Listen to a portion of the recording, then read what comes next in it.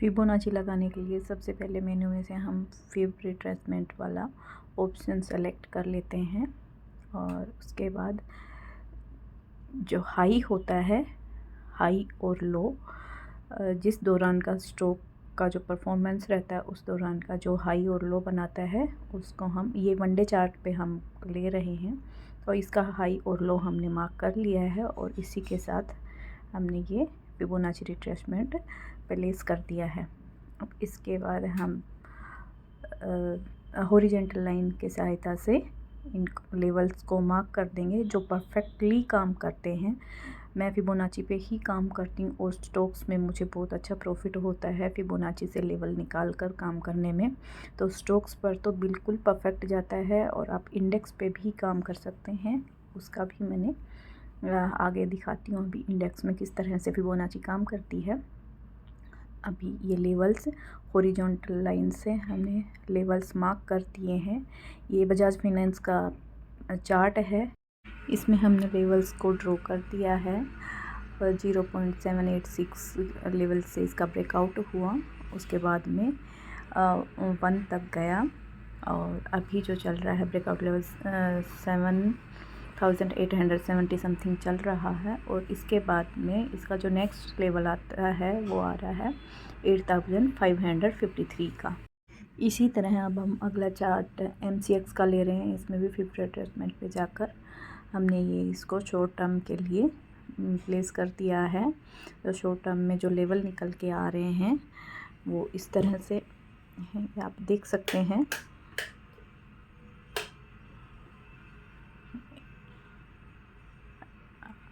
अब हमने horizontal line की सहायता से इनको मार्क कर दिया है और ये लेवल्स ड्रॉ कर दिए हैं। इस पे 0.786 से इसमें एक ब्रेकआउट हुआ और उसके बाद में अच्छी खासी तेज़ी आई और अभी भी स्ट्रॉन्ग बना हुआ है स्ट्रोक।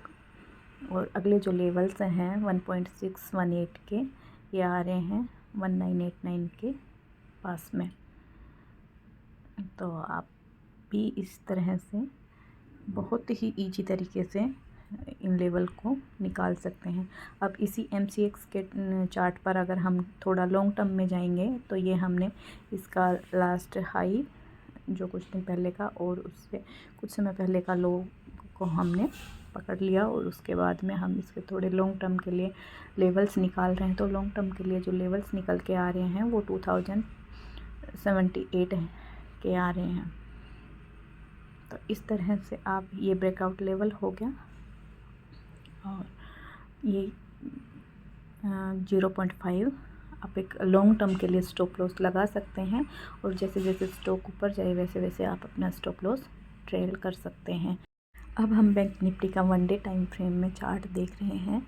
वनडे टाइम फ्रेम में बैंक निफ्टी में किस तरह से एक अच्छा खासा मूव आया था जो 44,000 से 46,300 समथिंग गया था, उसी को हम चार्ट पे मार्क कर रहे हैं। और ये 50 रिट्रेसमेंट लगा के ये देखो परफेक्ट लेवल किस तरह से आए हैं day by day. Bank Nifty में भी ये देखो ऊपर से और डाउन ट्रेंड जब बना है तो परफेक्ट नीचे की तरफ आया है और अब लास्ट 4 डे से एक लेवल पे सपोर्ट ले रहा है जो 44,600 समथिंग है। यहाँ पे एक स्ट्रॉन्ग सपोर्ट बना हुआ है बैंक निफ्टी में और यहाँ से हमने ये लेवल ड्रॉ कर दिए हैं। इसके बाद हॉरिजॉन्टल लाइन से हम इनके लेवल्स को मार्क कर रहे हैं। जो जब इसका जो 45,600 के नीचे का जो लेवल है वो 44,430 है, उसके बाद में 44,200 समथिंग है और अगर ऊपर की तरफ देखेंगे तो 44,792 है, उसके बाद में 45,086 है। तो ये लेवल्स परफेक्टली हमारे पास में 50 रिट्रेसमेंट से आ जाते हैं।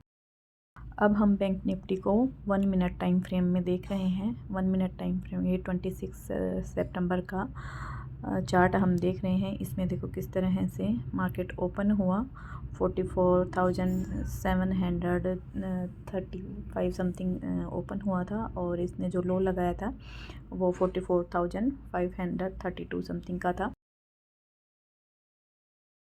अब हम हॉरिजॉन्टल लाइन से लेवल्स को मार्क कर लेते हैं 44,629 का हमारा फर्स्ट लेवल रहा। उसके बाद में 607 का सेकंड लेवल रहा, जहाँ पे स्ट्रॉन्ग सपोर्ट बना हुआ है बैंक निफ्टी पर।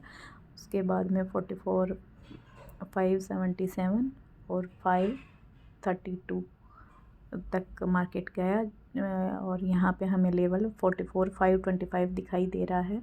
तो इस तरह से फिब रिट्रेसमेंट से आप भी परफेक्ट लेवल निकाल सकते हैं और अपनी ट्रेडिंग को और स्मूथ बना सकते हैं। ऊपर की लेवल देखें तो हमारा अगला जो रेजिस्टेंस रहेगा वो 44,730 के आसपास है। उससे अगला 44,850 के आसपास, और उसके बाद में 45,000 समथिंग का रेजिस्टेंस बैंक निफ्टी में बना हुआ है, जो लेवल हमारे पास परफेक्टली ड्रॉ होके आ चुके हैं। फिब रिट्रेसमेंट से लेवल्स आप किसी भी टाइम फ्रेम में और किसी भी स्टॉक्स या इंडेक्स पर निकाल सकते हैं। चैनल को लाइक, सब्सक्राइब और शेयर ज़रूर करना। Thank you.